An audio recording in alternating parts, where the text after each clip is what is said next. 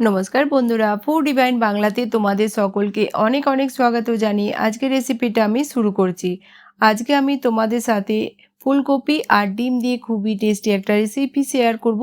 এভাবে তোমরা একবার অবশ্যই বাড়িতে বানিয়ে দেখো, আশা করছি ভালো লাগবে। তো আজকের রেসিপির জন্য আমি এখানে নিয়েছি 5টা সিদ্ধ ডিম আর একটা ফুলকপিকে এইভাবে বড় টুকরো করে কেটে নেব।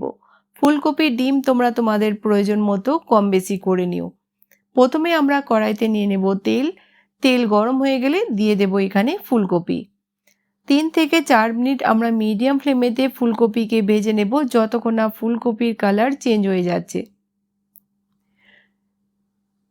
দেখেই বুঝতে পারছো ফুলকপি আমাদের ভালো করে ভাজা হয়ে গেছে, তুলে নেব আমরা।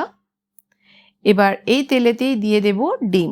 ডিমগুলোকেও আমরা 1.5 থেকে 2 মিনিটের জন্য ভেজে নেব যতক্ষণ না কালার চেঞ্জ হয়ে যাচ্ছে।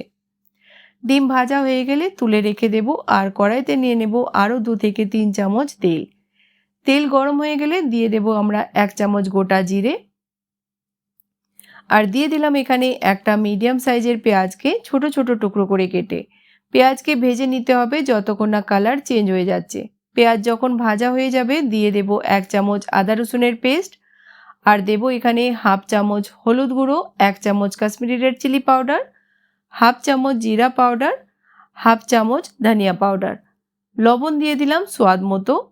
অল্প একটু জল দিয়ে মশলাটাকে 2 থেকে 3 মিনিট মিডিয়াম ফ্লেমেতে ভালো করে কষিয়ে নেব যতক্ষণ না মশলার সাইড থেকে তেল আলাদা দেখা যাচ্ছে। মশলা আমাদের ভালোভাবে ভাজা হয়ে গেছে। দিয়ে দেব এখানে একটা বড় সাইজের টমাটারকে ছোট ছোট টুকরো করে কেটে। ভালো করে মশলার সঙ্গে মিক্স করে আমরা প্যানকে কভার করে দেব 3 থেকে 4 মিনিটের জন্য, যাতে টমাটারটা আমাদের ভালোভাবে সফট হয়ে যায়। 3-4 মিনিট পর দেখেই বুঝতে পারছো টমাটার সফট হয়ে গেছে। দিয়ে দেব এখানে ভেজে রাখা ডিম আর ফুলকপি। মশলার সঙ্গে আমরা 2 মিনিট ভালো করে কষিয়ে নেব। বন্ধুরা, আমার চ্যানেলে যদি তোমরা নতুন হয়ে থাকো তো প্লিজ সাবস্ক্রাইব করে নিয়ে আমার পাশে থেকো। তো ভালো করে মশলার সঙ্গে মিক্স করে ঢাকা দিয়ে দিলাম 2 মিনিটের জন্যে। 2 মিনিট পর যখন ভালো করে আমাদের ফুলকপি ডিম মশলার সঙ্গে কষানো হয়ে যাবে দিয়ে দেব এখানে 1 কাপ জল। ভালো করে আমরা মিক্স করে নেব। প্রথমে আমরা গ্রেভিতে একটা বয়েল আসতে দেব আর দিয়ে দেব এখানে হাফ চামচ গরম মশলা আর 1 চামচ কসুরি মেথি। প্যানকে কভার করে দিলাম 5 মিনিটের জন্যে। 5 মিনিট পর আমাদের ফুলকপি খুবই ভালোভাবে সফট হয়ে গেছে। আমাদের তৈরি হয়ে গেল ডিম ফুলকপির খুবই টেস্টি একটা রেসিপি।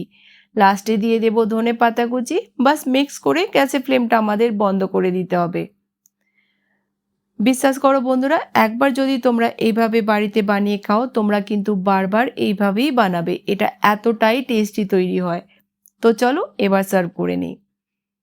তো রেসিপিটা কেমন লাগলো কমেন্ট সেকশানে জানাতে ভুলো না যেন। ভালো লাগলে চ্যানেলটিকে সাবস্ক্রাইব করে নিয়ে আমার পাশে থেকো। তো নতুন কোনো রেসিপির সঙ্গে আবার দেখা হবে। ততক্ষণ ভালো থেকো, সুস্থ থেকো।